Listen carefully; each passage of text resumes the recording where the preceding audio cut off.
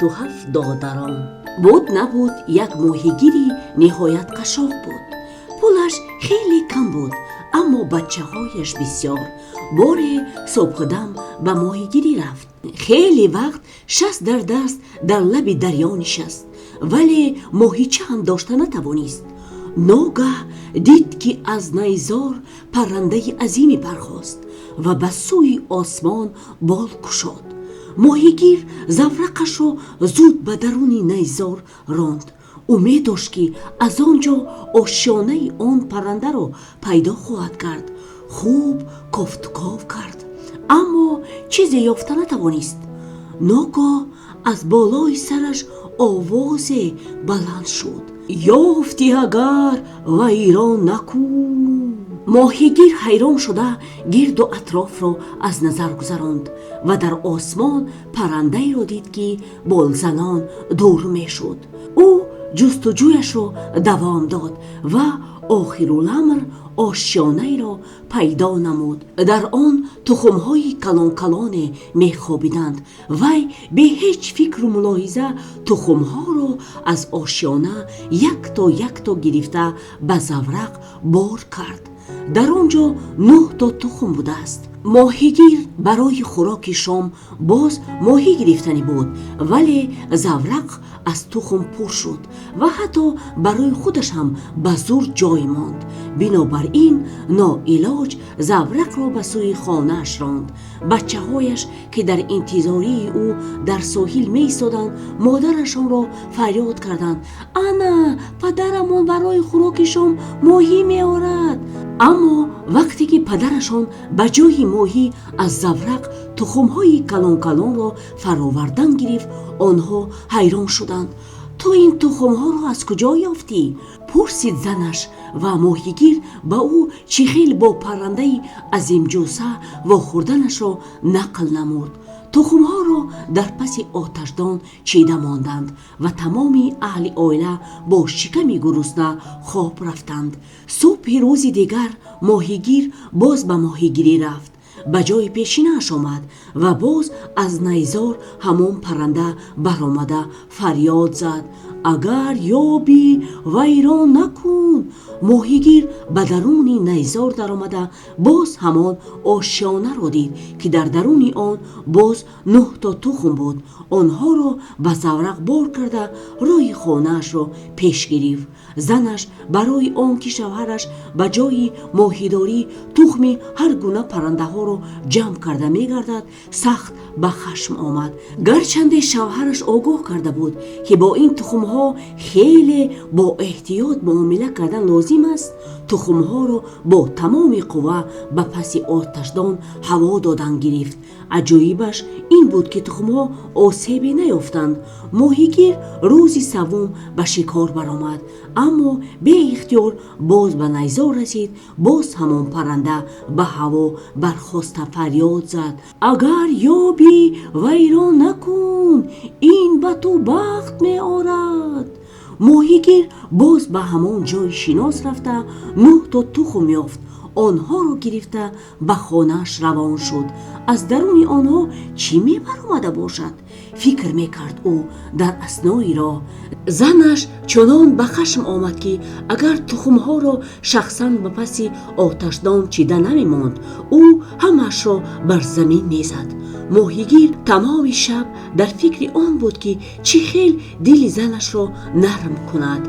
روز دیگر ماهیگیر به کوه رفت و از آنجا با زورق پر از ماهی برگشت.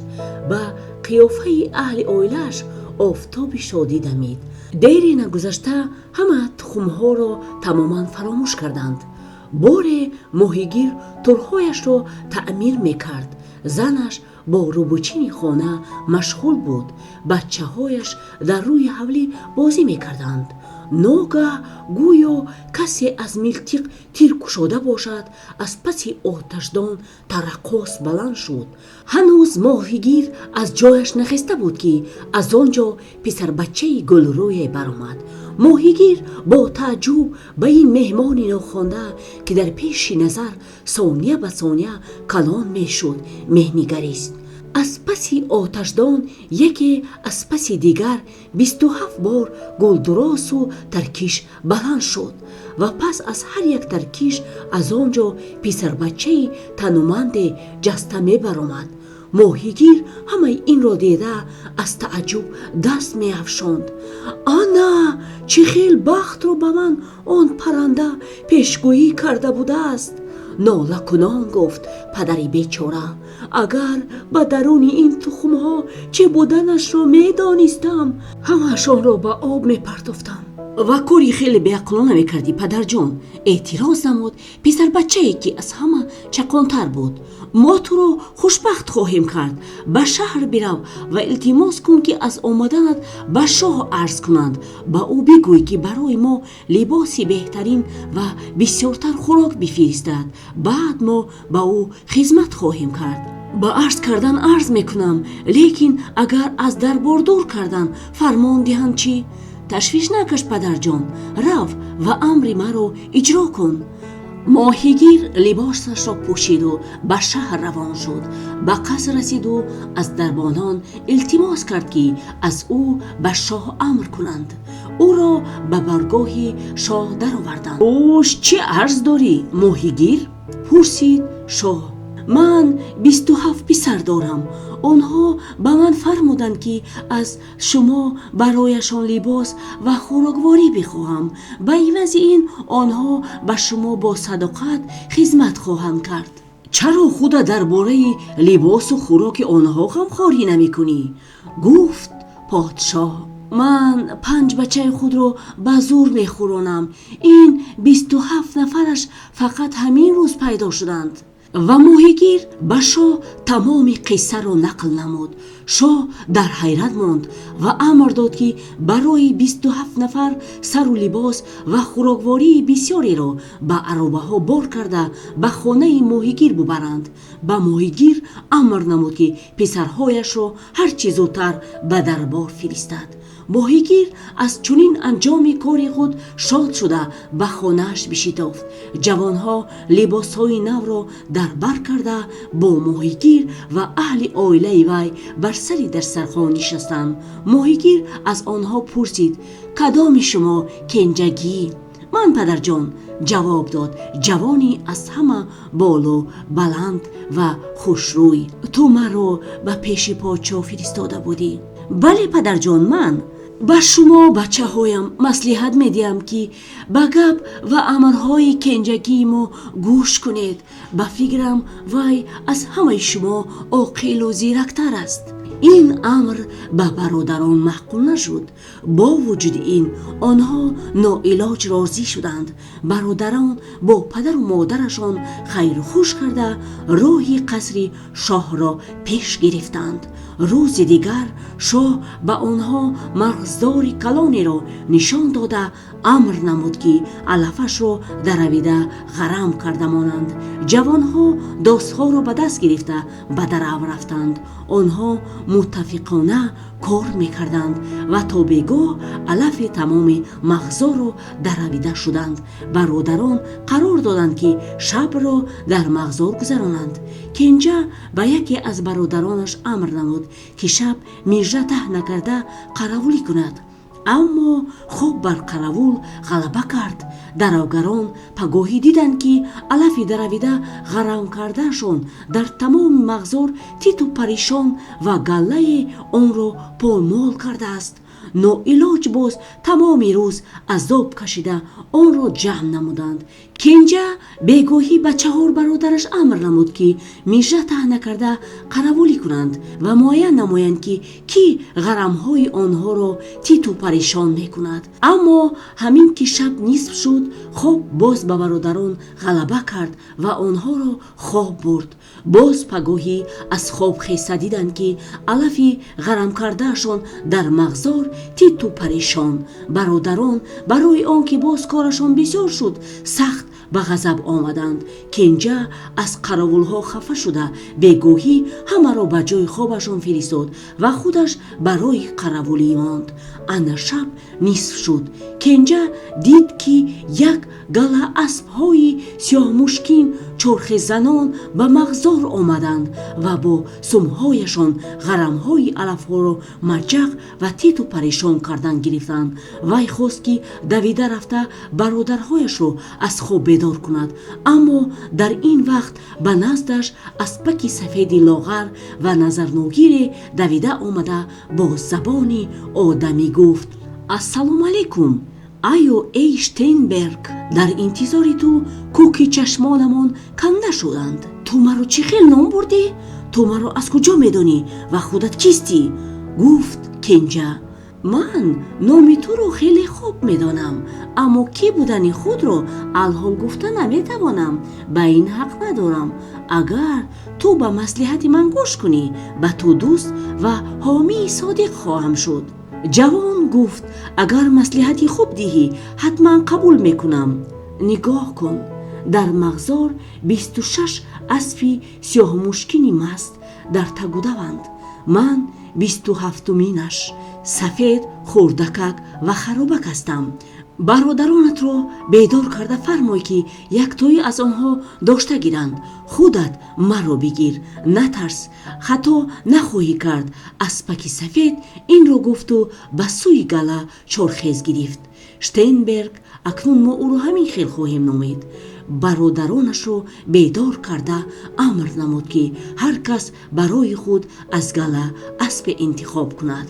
ҳеҷ кас аспаки сафеди лоғаро интихоб кардан нахост ва он ба худи Штейнберг расид. бародарон пагоҳи алафро боз ғарам карда ва аспонашонро пинҳон намуда ба назди шоҳ баргаштанд. шоҳ ба онҳо ҳотамона муз дода ба назди моҳигир фиристод. бародарон аз шаҳр баромаданду ба аспҳояшон зин зада роҳи худро пеш гирифтанд. моҳигир онҳоро дида тарсид, аммо вақти писарҳояш ба ӯ як кафи тилло доданд, боз хотирҷамъ шуд.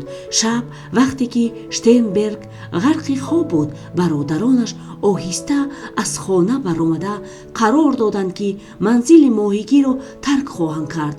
ба онҳо амру фармони бародари хурдиашонро гӯш кардан писанд набуд. ба аспҳояшон савор шуда онҳоро чорхез гиронданд. Штейнберг аз хоб бедор шуда давида ба рӯи ҳавлӣ баромад ва дид ки аспаки сафедаш яккаву танҳост. аз бародаронаш нишоне нест. бародарони ман канӣ? пурсид ӯ аз аспаки худ. онҳо аспҳояшонро чорхез гиронда рафтанд. аз афти кор ҳоло хеле роҳ паймуданд. اوه قلب‌ها با خشم خطاب نمود شتینبرگ. و غم نخور، خوراک خور و بعد به من زین زن. ما در یک دم به آنها رسیده میگیریم. گفت اسب سفید. شتینبرگ با ماهیگیری نکسیشت خیر خوش کرده به اسبش سوار شد. برادران در بالای علف بیشه کلان نشسته تحتول می کردند و قهقه زنان محاکمه می نمودند. وقتی که شتینبرگ از خواب برخیسته می بیند که در طویله اسبک خرابش یک و تنهاست، چی خواهد گفت؟ گفتند آنها. ناگه اسبها شیهه کشیدند. خوش برادران کی را دیدند؟ دیدند که شتینبرگ به اسبک سفید خود سوار شده می آید. آنها از ترس به پیشوازش برخیستند و خیلی عذرپرسی کردند. شتینبرگ از گناهشان گذشت و همهشان باز به راه برآمدند. بعد از خیلی راه پیمودند دیدند که کسی سگی تازی را از پایش به درخت بسته مانده است. سگ از گرسنگی در دم هلاکت است. هوی یگان نفرتان رفته سگ رو کشوید، گفت شتینبرگ به برادرانش. فقط همینش کم بود، به او دست نرسانید. کی میداند که این سگ رو برای چی به اینجا بسته ماندند؟ احتراز کردند برادرانش. آنگاه خود شتینبرگ از اسب جسته فرو آمد و سگ رو از بند رها نمود. اگر مشکلی پیش آید مرا به خاطر آر، فریاد زد سگی تازی با آوازی آدمی و در بیشه انبوه از نظر غایب شد. باز خیلی راه پیمودند. ناگه چشمشون به عقاب افتاد که آن را کسی از پایش به درختی بسته بود. یگان نفرتون رفته عقاب رو از بند رها کنید وگرنه از گرسنگی هلاک خواهد شد، امر نمود شتینبرگ. ما با وی چیکار داریم؟ مدامی که تو این خیل رحمدل هستی خودت رفتن گیر.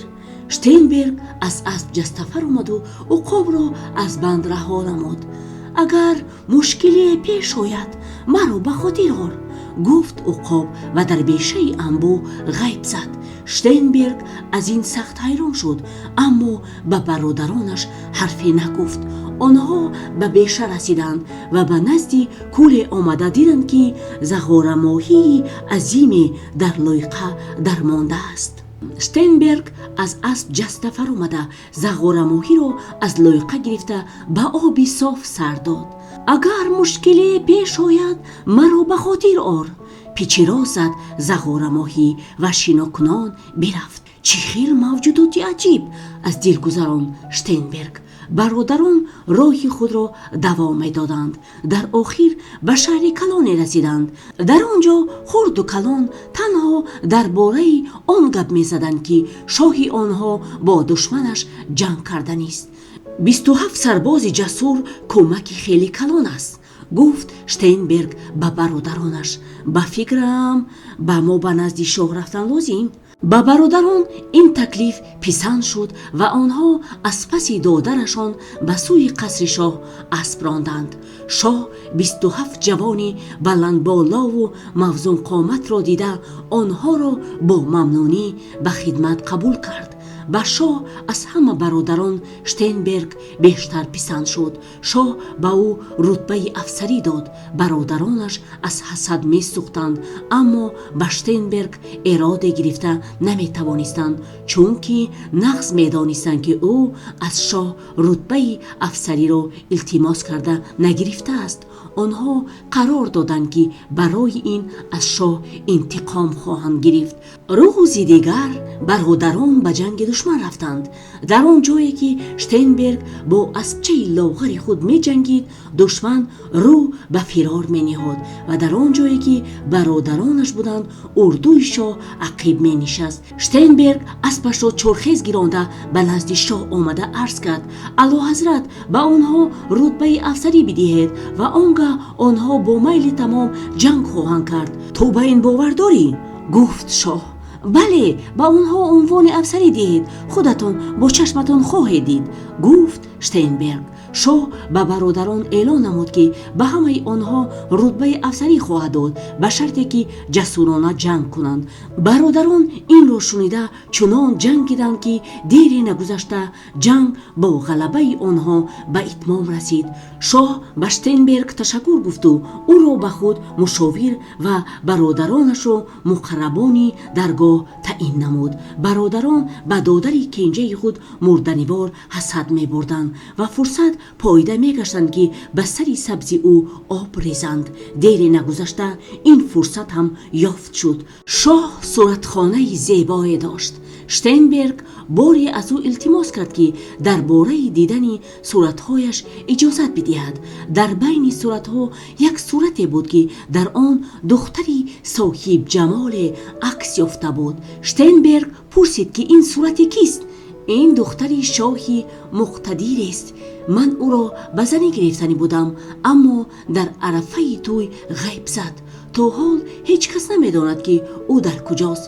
ман чандин бор ҷор андохтам ки касе ӯро ёбад ҳар чӣ хоҳад медиҳам, аммо ҳеҷ касе ҳеҷ чизе карда натавонист ва ҳеҷ суде набахшид, ҷавоб дод шоҳ. штейнберг ӯро яқинан пайдо карда метавонад, гуфт яке аз бародарон ва дигаронаш гапи ӯро тасдиқ намуданд. агар касе аз ӯ хабаре биёрад, нисфи мулкамро хоҳам дод, оҳ кашида гуфт шоҳ. бо вуҷуди ин аз штейнберг ҷудо шудан намехоҳам. аълоҳазрат, арӯси шумо дар он гӯшаи дунё бошад ҳам қавл медиҳам ки ӯро меорам, гуфт штейнберг. шоҳ аввал штейнбергро аз ин азмаш боздоштанӣ шуд, аммо висоли арӯси соҳибҷамолаш бар дӯстии ӯву мушовираш ғолиб омад. шоҳ ба штейнберг амр намуд ки ба роҳ барояд. штейнберг қарор дод ки пеш аз сафар бо аспаки сафед маслиҳат кардан лозим. хоҷаи азиз, гуфт аспаки сафед, ту кори душвореро ба зимма гирифтаӣ. бо вуҷуди ин натарс, ман ба ту کمک خواهم کرد. برادران خیانتکاری تو نیز حقشان را خواهند گرفت. پیش از همه کفچه طلایی را بفرمای که در سفر آن را همراه بگیری. در اثنای راه من و تو در کجا زندگی کردنی شاه دختر را نشان خواهم داد. گفت اسپک سفید. وقتی که استاها کفچه طلایی را تیار کردند، شتینبرگ از شاه راهپولی گرفته با اسچه سفیدش به جستجوی شاه دختر برآمد. آنها چند شب و چند روز کوهها و وادیها را بریده می‌گذشتند و در آخر به کولی کلانی که آبش خیلی تیره می‌نمود رسیدند. در آنجا اسپک سفید باز ایستاد. اکنون فرو، گفت او به شتینبرگ، و انتظار باش. شاه دختر به زورق سواری می آید و تو رو دیده زورقش رو به این سوی می راند. اگر پرسد که تو کیستی و در اینجا چیکار می کنی، بگوی که تاجری اجنبی هستی و با جواهرات و طلاواری سودا می کنی. در بین مالهایت کفچه طلایی هم هست. شاه دختر کفچه طلایی را دیدن می خواهد. همین که دستش را دراز کرد، زود او را به آغوش بگیر و به من سوار شو. شتینبرگ در ساحل کوه می نشست و اسبش در قریبیش می چرید. دیری نگذشته در کوه زورق پیدا شد. زورق به ساحل رسید و از آن دختری زیبای جستفر آمد. شتینبرگ فوراً فهمید که وی همان دختر است که صورتش را در صورتخانه شاه دیده بود. او از جایش جسته خسته به شاه دختر نزدیک شد. تو در این جای بی آدم چیکار میکنی؟ پرسید شاه دختر با آوازی شیرین و فورم. من یک سوداگر اجنبی، خیلی وقت باز در گرد جهان میگردم. امروز راه گم زدم و تصادفاً به اینجا آمدم. قرار دادم که در لب این کوه کمی دم بگیرم. در توگونچه چی داری؟ جواهرات و طلاواری، دختری خوشروی و در بین آنها کفچه طلایی. آن رو به من نشان داده میتوانی؟ گفت دختر با جان و دل، اما و یک تو، یعنی یک پای. به من یک پایش لازم. من یک کفچه خود را گم کردم. فقط به یک پایم درست آید بس. تو چین کرده بین؟ تکلیف نمود شتینبرگ و قوطیچه کفشدار را به دختر دراز کرد. همین که کفچه طلایی را دختر پوشید، اسبچه سفید به نزدشان آمد. شتینبرگ شاه دختر را به آغوش گرفته جسته به اسبش سوار شد. شاه دختر خرسند بود که او را سوداگری ثروتمند گرفته گریخت. جلالجین کمپیری جادوگری که شاه دختر اسیر او بود، گریختن آنها را دیده تمام قوه ساحریش را به کار انداخت. شاه دختر از ترس شتینبرگ را سخت به آغوش کشیده رویش را به صندوق سینه او گذاشت. در اطراف آنها برقی کبوچه بیس شراره میزد.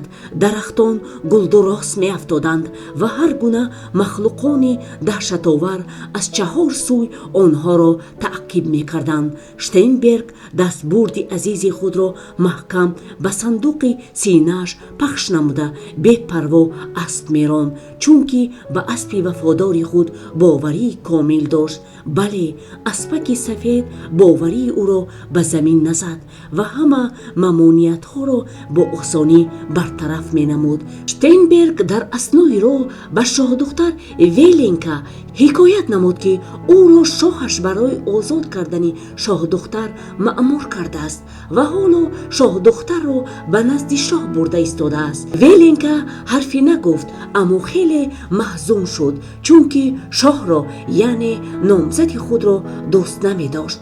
آنها به پایتخت رسیدند و شاه آنها را با عزت و اکرام و شادی و ممنونیتی عظیم قبول نمود. از آن دقیقه سر کرده شتینبرگ به شاه دوست و یاردمچی نزدیکترین شد. این را دیده دل برادرانش از کینه و عداوت لبریز گشت. آنها شب و روز درباره انتقام ستانی فکر می‌کردند. بار شاه همراه شتینبرگ به خوابگاه ویلینکا رفت. شاهبانوی آینده با قیافه محزون در نزد تیریزه نشسته سرود می‌خواند. شاه ба паҳлӯяш нишаста пурсид ки кай тӯйро сар мекунанд.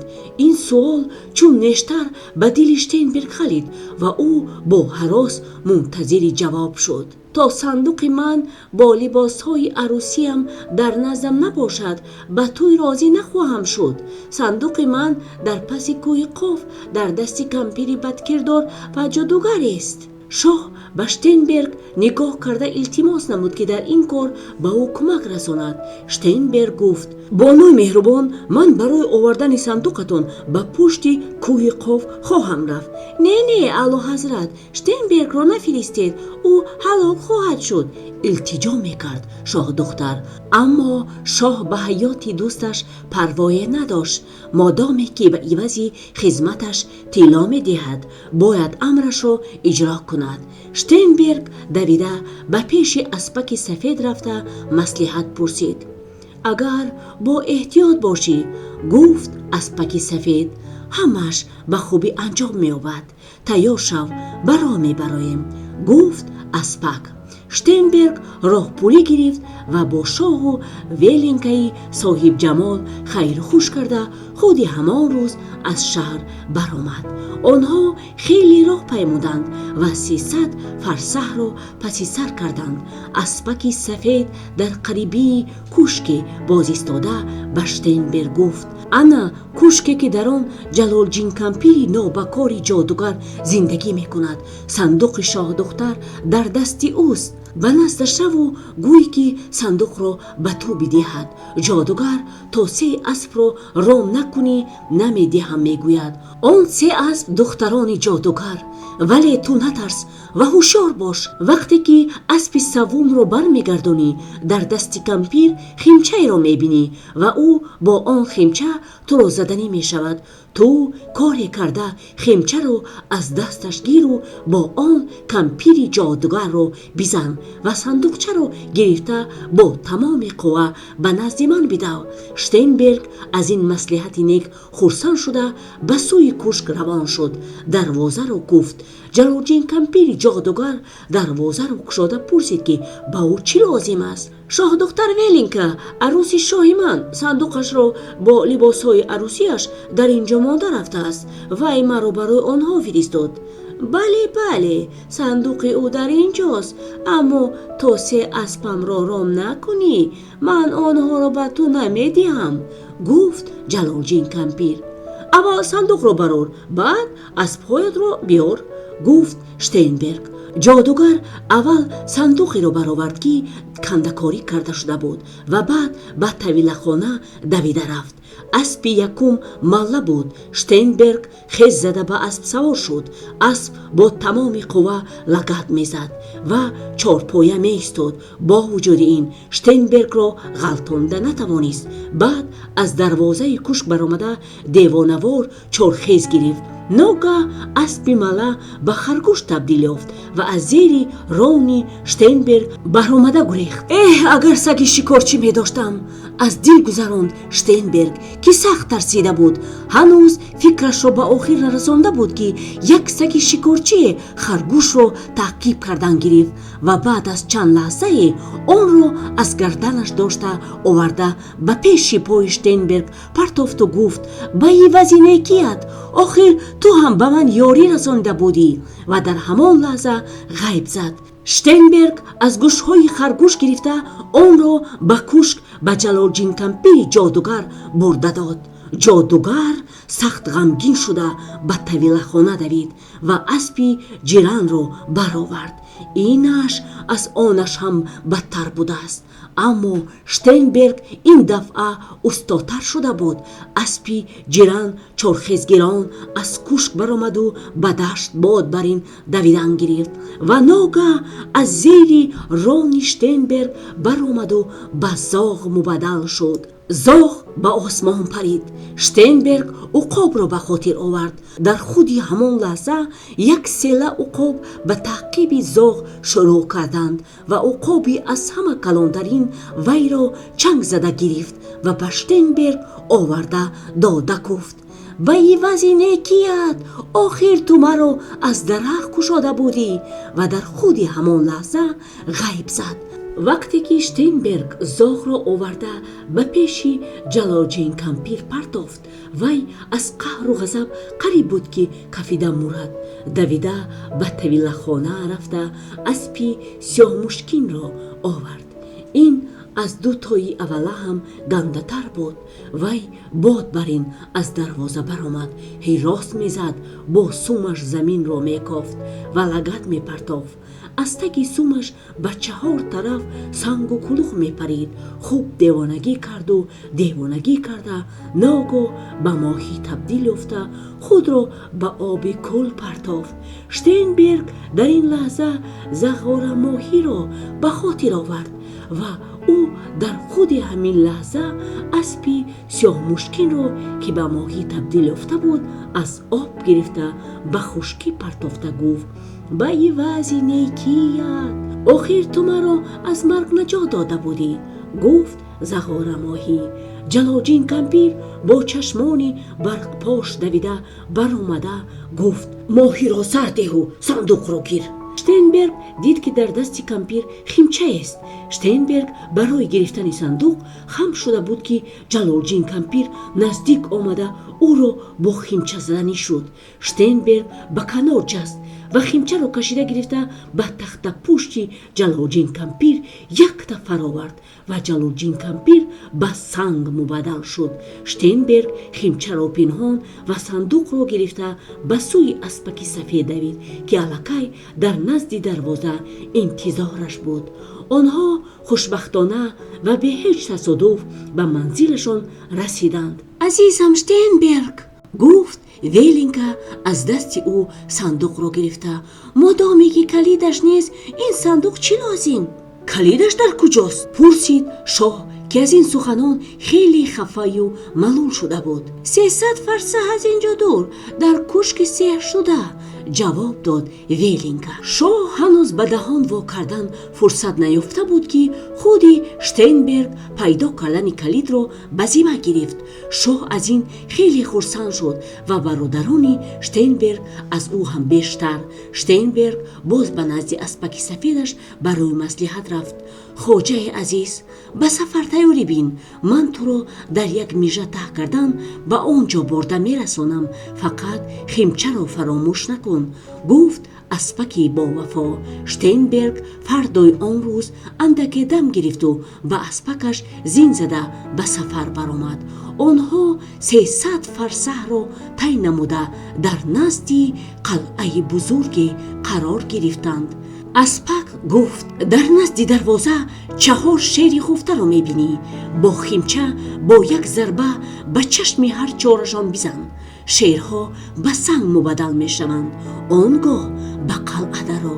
дар мобайни ҳавлӣ боз як шере аст. вай аз ин шерҳо ҳам зӯртар аст. калид дар даҳони ана ҳамон шер аст. вай ҳам дар хоб аст. ту оҳиста наздик шаву, бо химча ба чашмонаш бизан. инашам ба санг мубаддал мешавад. он гоҳ калидро бигиру ба назди ман дав. ҳушёр бош. агар ягон шер бедор шавад, фавран ҳалок хоҳӣ шуд. Штейнберг химчаро ба даст гирифта ба сӯи қалъа равон шуд. бо як зарба шерҳоро ба санг табдил дод. баъд ба мобайни ҳавлӣ рафт. дар он ҷо шери азимҷусае мехобид ва аз даҳонаш калидчаи тилло овезон буд. Штейнберг онро оҳиста давр зада бо химча якто ба чашмаш бизад. шер ба санг мубаддал шуд ва калид аз даҳонаш афтод. Штейнберг калидро гирифта ба сӯи аспаки сафед давид. дар ин лаҳза бӯрони сахте бархост. барқ чун тири оташин осмонро пора намуд. аспаки сафед бо тамоми қувва медавид ва онҳо дери нагузашта мулки ҷодугарро пушти сар карданд. баъд аз якчанд рӯз ба манзилашон расиданд. Штейнберг калидро ба Велинка дод. Велинка ба Штейнберг ва шоҳ фармуд ки аз паси ӯ оянд. онҳо ба хонае ки сандуқ дар он ҷо буд даромаданд. Велинка бо калиди тилло онро кушоду аз он ҷо ба ҷои сару либоси арӯсӣ шамшери алмосгунеро баровард. ба зоно истед, гуфт ӯ ба мардҳо ки аз ин сахттар ҳайрон шуда буданд: ман ҳардуятонро сар мезанам. касе ки ашрофзода бошад боз зинда мешавад ва ман ӯро ба шавҳарӣ интихоб мекунам. гуфт духтар. штейнберг бе ҳеҷ фикру мулоҳиза ба пеши Велинга ба зонода рафтод ва шоҳ бо дили нохоҳам: шумо давомашро гӯш кунед. штейнберг боз зинда шуд, аммо шоҳ не. Велинга аз дасти штейнберг гирифта эълон намуд ки штейнберг шавҳари ӯ ва шоҳи онҳо хоҳад шуд. дар тамоми мамлакат танҳо дили 26 нафар аз шодию фараҳ лабрез нашуд. он 26 нафар бародарони бадкирдори штейнберг буданд. онҳо қасам хӯрданд ки то ӯро несту нобуд накунанд, дилашон қарор нахоҳад гирифт. онҳо шунида буданд ки дар қарибиҳои пойтахт як зани ҷодугаре зиндагӣ мекунад. онҳо ба назди ӯ рафта ёрӣ пурсиданд ва пули бисёр ваъда карданд. ин ҷалоҷин кампир бисёр не нагуфту ба онҳо ваъда дод ки кӯмак хоҳад расонд. баъд аз чанд рӯзе штейнбергро бародаронаш ба шикор даъват карданд. вай бадбахтона на бо аспаки сафедаш, балки ба дигар асп савор шуда ба шикор рафт. бегоҳӣ бародарон бо қиёфаи ғамолуд баргаштанд. дар байни онҳо штейнберг набуд. шавҳари ту гум шуд, гуфтанд бародарони нобакор ба шаҳбону. мо тамоми рӯз кофтем, аммо аз ӯ нишоне ёфта натавонистем. тамоми дарбориён ба гирьяву фиғон даромаданд. алалхусус гирьяву фиғони Велинга ҷонгудоз буд. вай ба 4 тараф чопар мефиристод, то ин ки аз шавҳари азизаш нишоне ва ё хабаре биёранд. аммо онҳо аз штейнберг на нишоне ёфта метавонистанду на хабаре. бародарон гумон мекарданд ки штейнбергро нобуд карда ҳукми давлатро ба дасти худ мегиранд. аммо ин гумонашон хом баромад. Велинга ба онҳо ҳукме надод. боре ӯ бо дили решреш ба рӯи ҳавлӣ баромад ва дид ки яке аз бародарон амр медиҳад ки аспаки сафедро аз тавилаи шоҳӣ ҳай кунанд. гӯё вай аспи лоғару лаванд будааст ва ба тавилахонаи шоҳӣ иснод меовардааст. Велинга ба хашм омада додаршӯяшро сарзаниш кард ва ба хизматгор фармуд ки аспаки сафедро ба тавилахона дарорад. баъд ба қаср баргашту бо қанди бисёр боз ба назди аспаки сафед омад. аммо аспаки сафед ба қанд даҳон нарасонд ва ба Велинга бо андӯҳ чашм духта гуфт: бонуи ман, барои он ки намондӣ ки маро аз тавилаи шоҳӣ биронанд, аз самими қалб ташаккур мегӯям. ман кайҳо боз ба ту интизор будам, аммо ту аз шиддати ғаму андӯҳ маро фаромӯш кардӣ. ман ба ту гапи бисёре дорам. Велинга аз он ки аспак бо ӯ бо забони одамӣ сухан мезанад сахт ҳайрон шуд, аммо таҳайюри худро пинҳон карда оромона ҷавоб дод: бале аспаки сафеди ман, кайҳо боз ба назад наомадам, чунки аз он даме ки штейнберг гум шуд, ман ҳам ақлу ҳушамро гум кардам. ба ту бовар мекунам, бонуи азиз, ман ҳам штейнбергро хеле ёд кардам, аммо ба омадани ту интизор будам, то ин ки ҳамроҳ рафта ӯро биёрем. ту чӣ гуфтӣ? ҳамроҳ рафта ӯро биёрем? ту аз куҷо будани ӯро медонӣ? ин хел бошад маро ба назди ӯ бар. ором шав ва то бегоҳӣ мунтазир бош. рӯзона эҳтимол бародарони Штейнберг моро дида монанд ва халал расонанд. ба канизакҳоят фармо ки аз хона баромаданатро ба касе нагӯянд. ҳамин ки ҳаво торик шуд, давида ба назди ман биё, баъд меравем. Велинга бениҳоят хурсанд шуд ва ба хонааш рафта ба сафар тайёрӣ дидан гирифт. ҳамин ки пардаи шаб заминро пӯшонд, велинка ба канизакони содиқи худ фармуд ки ба лаб муҳри хомӯшӣ зананд ва худ ба назди аспаки сафед давид. онро оҳиста аз тавила баровард ва зин зада савор шуд. аспаки сафед аз бод ҳам тезтар медавид. онро оҳиста аз тавила баровард ва зин зада савор шуд. аспаки сафед аз бод ҳам тезтар медавид. то субҳдам хеле масофаеро тай намуда дар бешаи боз истоду ба велинка аспак гуфт: чизе ки дар беша аз ҳама бештар ба ту маҳқул шавад, ҳамонро ҳамроҳ бигир. бегоҳӣ ҳамин ки ба чоҳе расидем, ба чизе ки аз беша гирифтаат, 3 бор об зан. чӣ ҳодисае рух надиҳад, ба қафо назар наафкан ва ҳарфе нагӯй. велинка ба беша даромада барои истироҳат дар таги дарахте нишаст ва суруде ба гӯшаш расид. аз ин суруд дилаш решреш мешуд.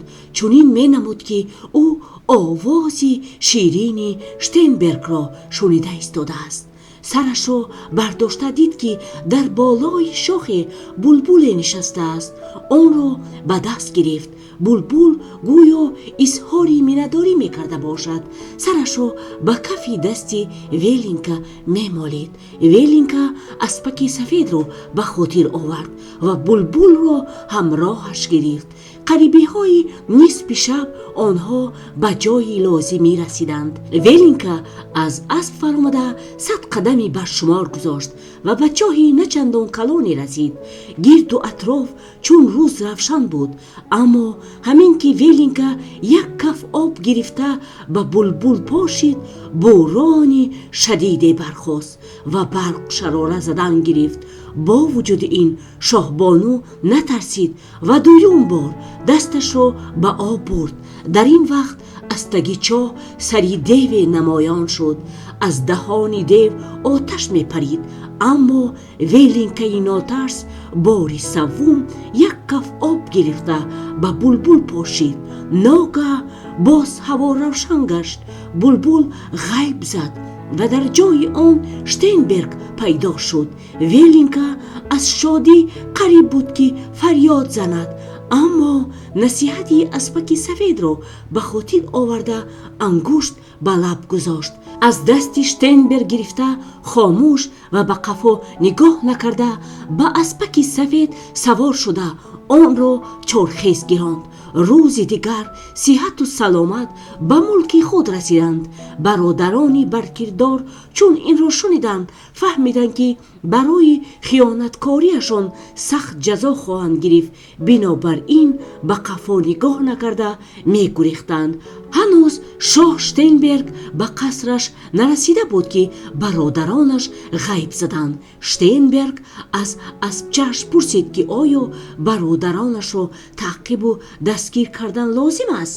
маслиҳати ӯро шунида химчаи сеҳрнокро гирифту ба таъқиби онҳо шурӯъ намуд. бародаронаш дар мағзори васеъе дар гирди гулхани калоне менишастанд. Штейнберг бо аспакаш 3 бор гирди онҳоро чарх зада ҳар як нафарашро бо химча яктогӣ зад ва онҳо фавран ба 26 сутуни сангин мубаддал шуданд. Штейнберг химчаи сеҳрдорро ба оташ партофт ва дар як лаҳза аз оташ шахи азиме бархост ва бародарони носипоси ӯро дар қалби худ пинҳон кард. Штейнберг аспи сафедро ба қафо баргардонд. вақте ки ба пойтахт наздик шуданд, вай ба Штейнберг гуфт: акнун азизам Штейнберг, фарову амри маро иҷро кун. ту ба ман бисёр нағзиҳо кардӣ ва ман ҳар як амри туро бо ҷону дил иҷро хоҳам кард, гуфт Штейнберг. аз ин лаҳза сар карда ман дигар ба ту лозим нахоҳам шуд. шамшератро бигир ва ба ивази ҳамаи некиҳоям маро сар бизан. ту чиҳо гуфта истодаӣ?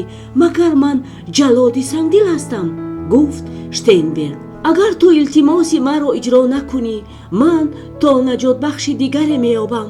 бояд 100 соли дигар азоб кашам, гуфт аспак. Штейнберг шамшери худро аз ғилоф бароварда бо чашмони пурашк аспаки меҳрубонашро сар бизад.